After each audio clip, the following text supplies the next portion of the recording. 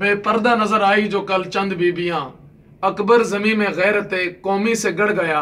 पूछा जो मैंने उनसे पर्दा वो क्या हुआ, कहने लगी कि अक्ल पे मर्दों के पड़ गया। आज दयूस किस्म के लोग बेहयाई की इंतहा पे उतरे खड़े हैं और यूरोप का निज़ाम मेरे मुल्क की मशरकी औरत को मजहब बेजार करने की साजिश की जा रही है। और तो और हैप्पी डिवोर्स के नाम पर भी बातें हो रही हैं और आइंदा के लिए उन्होंने हैप्पी डिवोर्स भी मनाना शुरू कर दिया। हालांकि सबसे मखजूब, सबसे बुरी बात जो अल्लाह के यहाँ गुस्सा दिलाने वाली है वो तलाक है।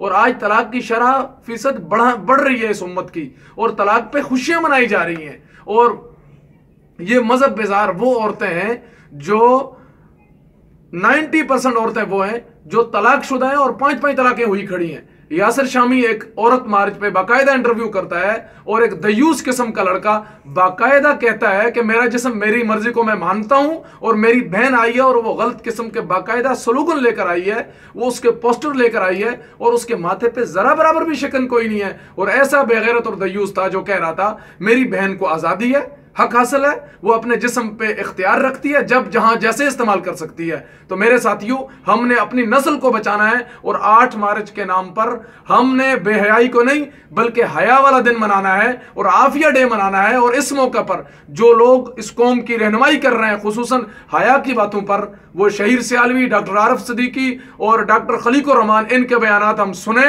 और कौम को हया की तरफ लाएं, बेहयाई से इस कौम को बचाएं। सलाहुद्दीन अयूबी ने बहुत पहले कहा था वो कौम बेगैरत हो जाती है जिसमें बेहयाई फैल जाती है और उस नौजवान को फिर लड़ने की जरूरत नहीं है, वो खुद ब खुद ही बेहयाई की तरफ आने शुरू हो जाती है। अगर हमने आने वाली नस्लों को न बचाया, हमारी आने वाली नस्लें हमें माफ नहीं करेंगी। हमने 8 मार्च को बेहयाई नहीं बल्कि हया दिन मनाना है। अल्लाह आपकी मेरी नस्लों को हयादार बनाए। व आखिर दावाना अल्हम्दुलिल्लाहि रब्बिल आलमीन।